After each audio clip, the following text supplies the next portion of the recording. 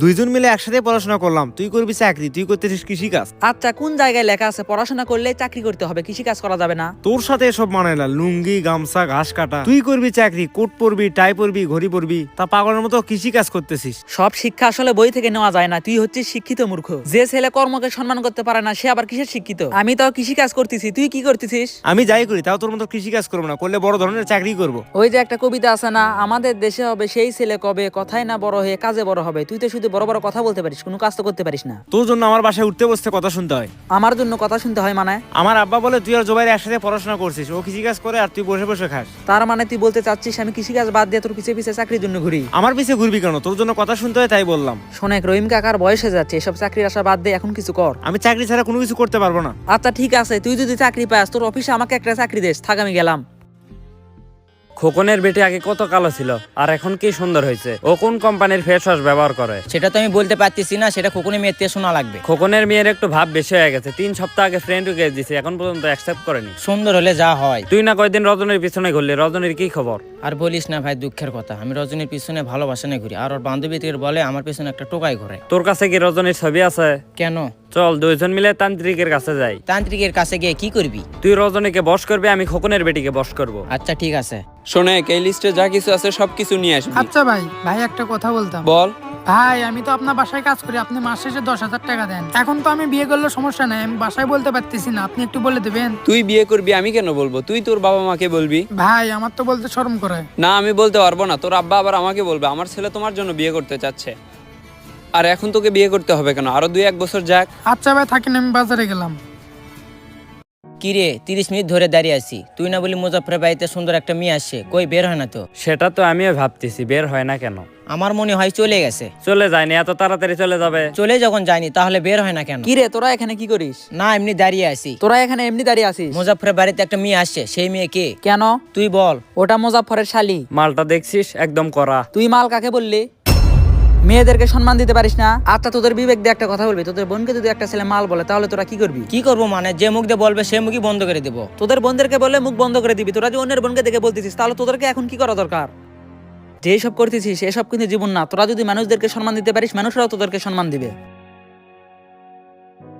তুই 2 দিন পর পর টাকা চাস, এত টাকা আমি কই পাবো? আমি এত কিছু জানি না, আমার 1,000 টাকা লাগবে। তুই আর জোবাইর একসাথে পড়াশোনা করছিস, ও কি করে আর তুই কি করিস? শোনো আব্বা, একটা সাপ সাপ কথা বলে দিচ্ছে, ওই জোবাইরের দোয়া আমার সামনে দেবা না। আমিও তোমাকে একটা সাপ সাপ কথা বলছি, আমার সামনে আর কোনদিন টাকা নিতে আসবে না। তাহলে কার থেকে টাকা নিতে যাবো? কার থেকে আবার টাকা নিবি? তুই নিজে ইনকাম করবি। শুধু চাকরির অপেক্ষায় আছি, চাকরি হয়ে গেলে তোমার থেকে আর টাকা নেওয়া লাগবে না। সেটা তো তুই 2 বছর থেকে বলতেছিস, তোর কোন দিন আসলে চাকরি হবে বলতো?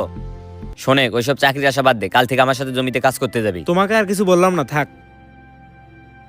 আচ্ছা, তুই যে সুমন ভাইয়ের বাসাতে কাজ করিস, তোকে মাসে কত টাকা করে দেয়? 3 বেলা খাওয়া দাওয়া আর মাস শেষে 10,000 টাকা দেয়। 10,000 টাকা দেয়? তাহলে তো ভালো। তুই বিয়ে করিস না কেন? বিয়ে তো করতে চাই, কিন্তু বাসায় তো শরমেতে বলতে পারি না। শরম কিসের? আমি যদি মাসে 5,000 টাকা ইনকাম করতাম তাহলে আমি আমার মা বাবাকে বলে দিতাম আমি বিয়ে করব। বিয়ের কথা বাসায় বলতে শরম লাগে। সুমন ভাইকে বললাম আমার বিয়ের কথা বাসায় বলেন, সুমন ভাই বললো তুই বলিস। শরম করলে তো গরম ভাত পাবি না, চোখ বন্ধ করে তোর মা বাবাকে বলে দিবি। দেখি 2-1 মধ্যে হয়তো বলে দেবো। তোকে একটা কাজ দেবো, করতে পারবি কি? কি কাজ? আমি জানি টাকার বিনিময়ে তুই এসব কাজ করিস। তুই যদি এই কাজটা ঠিকঠাক মতো করতে পারিস তাহলে তোকে 500 টাকা দিব। আরে ভাই কাজটা কি সেটা বল। তোকে জোবাইরের আলুর জমিতে ওষুধ দেওয়া লাগবে। ওষুধ দেওয়া লাগবে মানে? হ্যাঁ, ওষুধ দিয়ে সব গাছ মেরে ফেলে দিবি। কিন্তু এই কাজ তুই কেন করবি? ওর জন্য আমাকে আব্বার কাছ থেকে কথা শুনতে হয়। তোর সব কথা আমার মাথার উপর দিয়ে যাচ্ছে, একটু বুঝিয়ে বল তো। ও আর আমি একসাথে পড়াশোনা করতাম, ও কৃষি কাজ করে উন্নতি করতেছে, আর আমি এখন পর্যন্ত একটা চাকরি ম্যানেজ করতে পারিনি। আব্বা কথায় কথায় শুধু আর উদাহরণ দেয়। জুবাইর একটু ইদারিং বেশি বেশি হয়ে গেছে, আমাদেরকেও জ্ঞান দেয়। তোদেরকেও জ্ঞান দেয়। মুজাফরের বাড়িতে একটা মেয়ে আসছে, আমরা ওর বাড়ির সামনে গেছি। জুবাইর বলতেছে মেয়েদেরকে সম্মান দিতে শিখ, আর অনেক কথাই বলতেছে। ওর একটু পতন হওয়া দরকার। উত্তরপাড়া ঢিপির সাইডে ওর জমি আছে, আমি তোকে বিকেলে দেখিয়ে দিয়ে আসবো, তুই রাতে ওষুধ দিবি। তোকে দেখে দেওয়া লাগবে না, টিপির সাথে বলিস নি তাহলেই হবে। আমি রাতে গিয়ে ওষুধ দিয়ে আসবো নি। কাজটা ঠিকঠাক মতো করবি, আর কেউ যেন বুঝতে না পারে। ঠিক আছে। গতকাল আমি জমির দিকে ঘুরতে গেছিলাম, সুলভুকে জমির আশেপাশে ঘুরতে দেখছি, ও এত কিছু একটা করছে। কিন্তু শুল্পর সাথে তো সুমন ভাইয়ের কোনো শত্রুতা নেই, সুমন ভাইয়ের কেন ক্ষতি করবে? সেটা তো তোকে আমি বলতে পারতেছি না, আমি চোখে যা দেখছি তাই তোকে বললাম। সুমন ভাইয়ের উত্তর পাড়ার ডিপি সাইডে যত জমি আছে সব জমির আলু মেরে ফেলাতেছে। ওই সুলভুকে ধর, তাহলে সব খবর পাবি। আচ্ছা থাক, আমি আসি। তুই তো একটা কাজও ঠিক মতো করতে পারিস না। কেন? আমি আবার কি করলাম? তুই কার জমিতে ওষুধ দিছিস? কেন জুবাইরের জমিতে? তুই জুবাইরের জমিতে ওষুধ দিছিস না, তুই তো সুমনের জমিতে ওষুধ দিছিস। কি বলিস এসব? তুই না বলি ঢিপির সাথে জুবাইরের জমি, আমি তো ওইসব জমিতে ওষুধ দিছি। তোকে আমি বারবার বললাম যে তোকে আমি জমি দেখিয়ে নিয়ে আসি, তুই আমাকে কি বলিস যে আমি জমি চিনি? জমির আশেপাশে মানুষ তোকেই ঘুরতে দেখছে, মানুষ এখন তোকেই সন্দেহ করতেছে। এখন যদি সুমন জানতে পারে জমিতে আমি ওষুধ দিছি তাহলে এখন কি হবে? শোন, তোকে যদি সুমন ভাই ডাকে তাহলে তুই কোনো কিছু স্বীকার করবি না। আচ্ছা ঠিক আছে। আমার মনে হয় শুল্প আলুর গাছ মেরে ফেলেতেছে। শুল্পুকে ধরে নিয়ে আয় যা। আচ্ছা ভাই।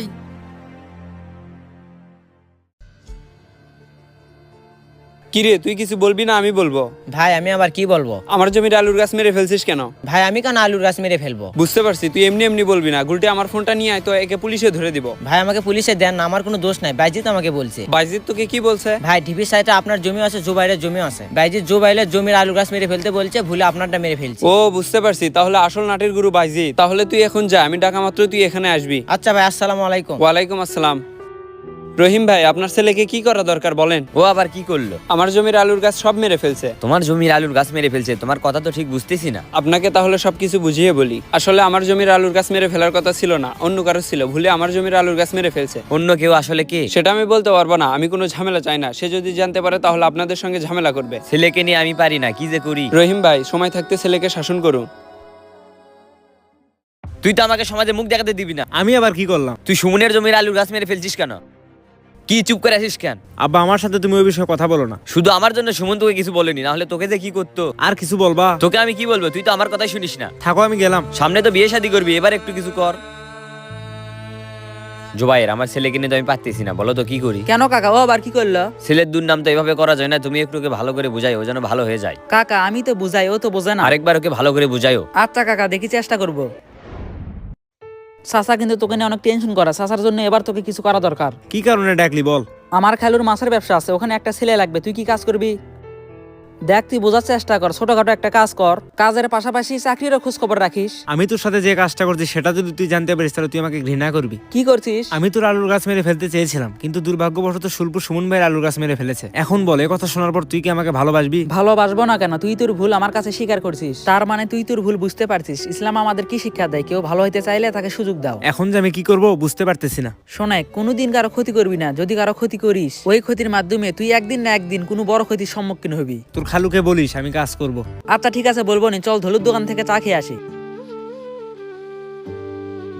যার উপরে মহান আল্লাহ তাআলার রহমত আছে, আপনি হাজার চেষ্টা করলেও তার ক্ষতি করতে পারবেন না। তো ভিডিওটি ভালো লাগলে কমেন্ট বক্সে সুন্দর একটি মন্তব্য করে যাবেন। দেখা হবে পরবর্তী ভিডিওতে, সবাই ভালো থাকবেন।